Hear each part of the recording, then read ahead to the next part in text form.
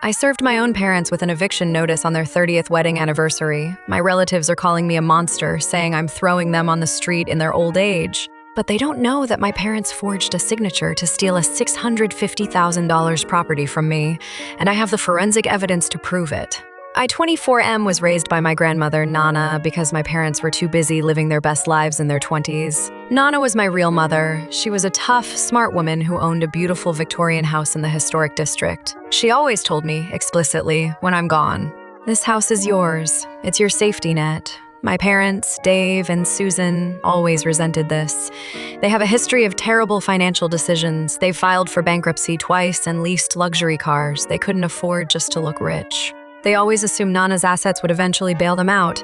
When Nana passed away 4 years ago, I was 20 and in college. I was devastated. My parents told me they would handle the estate because I was too young and grieving to deal with lawyers. I trusted them.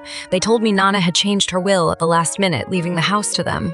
But they'd let me live in the attic if I needed to. Something never sat right with me. Nana was meticulous. She wouldn't just change her will without telling me.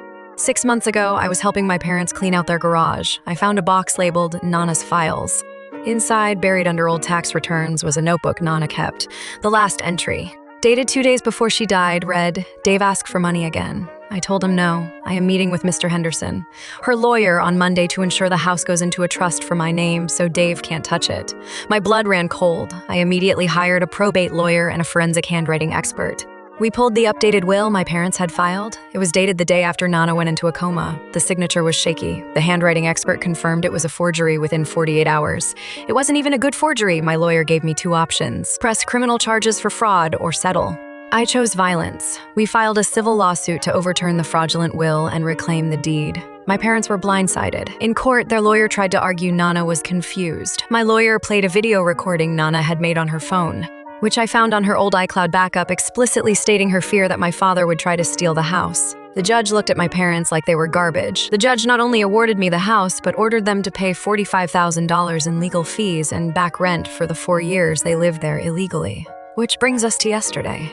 Their 30th anniversary. I knew they were hosting a party. I showed up with the sheriff and the official eviction notice. My mom screamed that I was an ungrateful snake. My dad tried to physically block the sheriff from entering the door and got threatened with handcuffs. The party guests, their friends, my aunts and uncles, watched in horror as they were given 24 hours to vacate the premises. Now, my phone is filled with voicemails from flying monkeys. My aunts telling me I should have handled this privately and that I shamed the family. But tonight, I'm changing the locks on my house. Nana worked her whole life for this place. I wasn't gonna let 2 grifters steal her legacy just because they share my DNA. Am I the jerk? I don't think so.